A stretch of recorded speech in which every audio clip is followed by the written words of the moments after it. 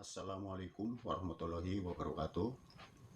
Halo semuanya, salam jumpa kembali dalam channel IPS. Dalam video kali ini, saya akan belajar IPS mengenai globalisasi. Sebelum masuk pada pembahasan, akan saya sampaikan tujuan dari pembelajaran ini. Mari kita lihat tujuan pembelajaran pertama. Menjelaskan pengertian globalisasi. Kemudian yang kedua, faktor-faktor penyebab globalisasi. Yang ketiga, menjelaskan bentuk-bentuk globalisasi yang dapat ditemui dalam kehidupan sehari-hari. Yang keempat, memahami dampak positif dan negatif dari globalisasi. Mari kita lihat untuk tujuan pertama mengenai pengertian globalisasi. Globalisasi diambil dari kata global dan laization. Global artinya universal atau dunia. Sedangkan laization artinya proses.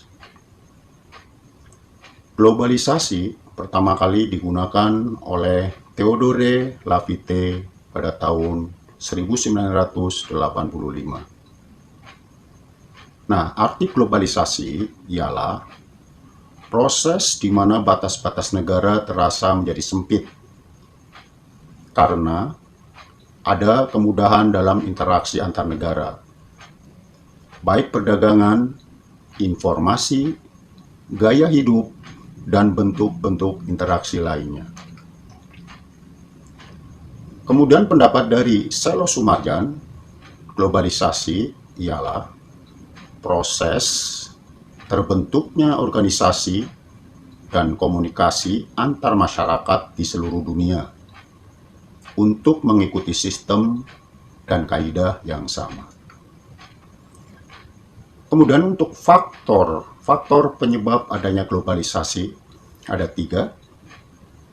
Pertama, adanya teknologi. Nah, teknologi ini akan mempersempit ruang dan mempercepat waktu. Kemudian yang kedua, adanya saling kerjasama antar negara. Kita semua tahu bahwa setiap negara akan mengalami kekurangan dan akan mempunyai kelebihan. Untuk menutupi hal ini, maka mereka harus saling bekerja sama. Kemudian yang ketiga, adanya transportasi yang semakin maju. Nah, untuk mendukung pendistribusian barang dan jasa, maka diperlukan transportasi. Nah, beruntung untuk globalisasi ini, transportasi sudah terpenuhi.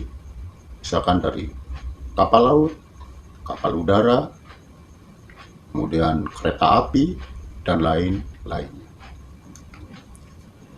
Nah, untuk bentuk-bentuk globalisasi dalam kehidupan sehari-hari.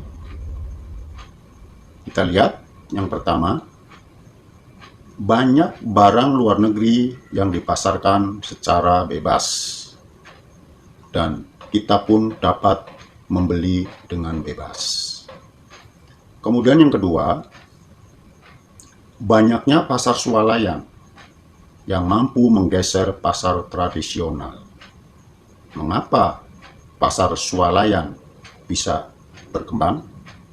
Nah, tentu ini adalah keinginan dari konsumen untuk mendapatkan pelayanan yang lebih bagus dibanding dengan pasar tradisional. Nah, wajar sehingga pasar swalayan akan menggeser pasar tradisional.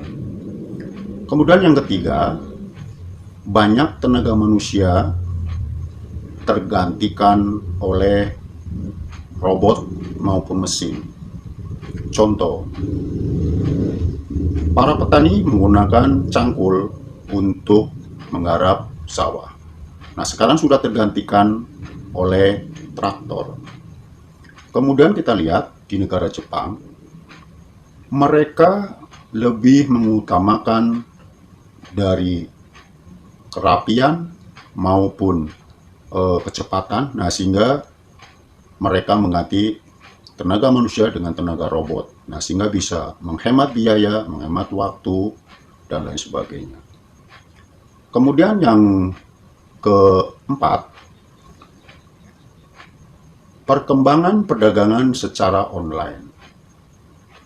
Nah, untuk mendapatkan barang dan jasa, manusia tidak usah mendatangi tempat yang mereka menyediakan barang dan jasa tersebut, melainkan cukup dengan online.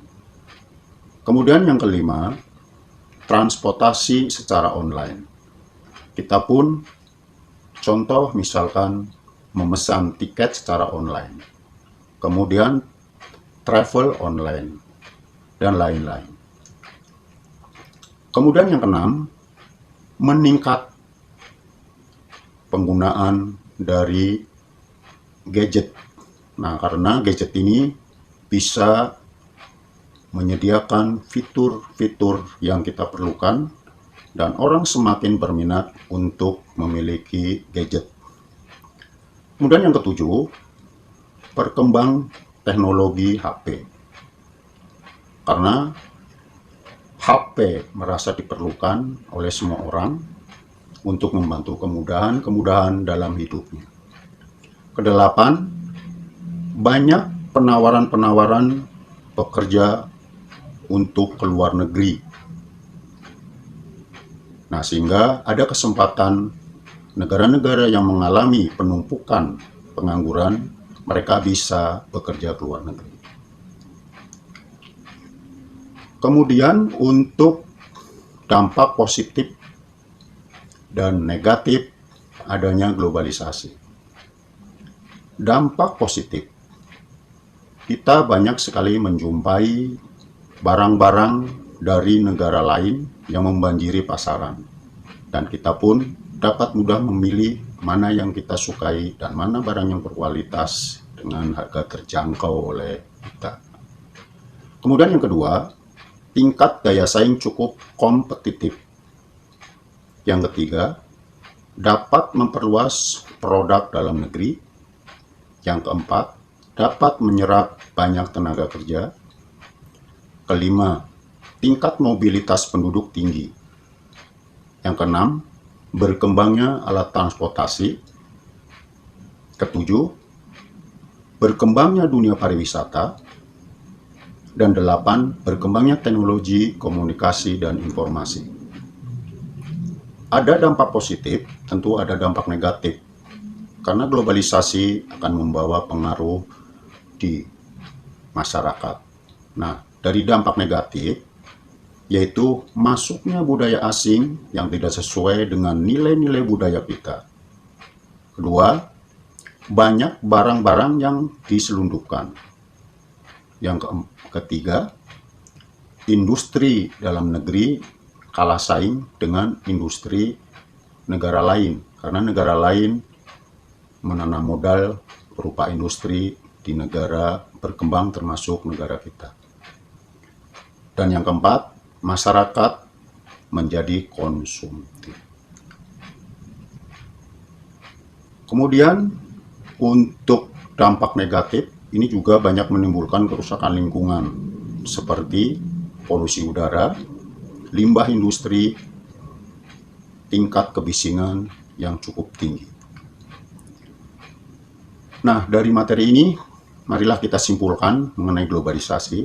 Yang pertama, menyatunya sistem dan kaidah di seluruh dunia dalam segala hal. Dan yang kedua, mudah untuk mendapatkan barang dan jasa tanpa kita mendatangi negara asal. Kemudian yang ketiga, bahasa Inggris menjadi bahasa yang banyak digunakan di era globalisasi ini. Yang keempat, berkembangnya teknologi, transportasi, komunikasi, dan sosial budaya. Yang keempat, berkembangnya teknologi, transportasi, komunikasi, sosial, dan budaya ini sudah menyebar ke seluruh wilayah dunia Nah, kemudian yang kelima, banyak budaya asing yang mempengaruhi budaya kita. Dan yang terakhir, yang keenam, banyak terjadi pencemaran lingkungan. Demikian uraian materi kali ini. Semoga bermanfaat bagi kita semua. Dan sampai jumpa kembali pada sesi berikutnya. Salam untuk semua. Akhirul kalam. Wassalamualaikum warahmatullahi wabarakatuh.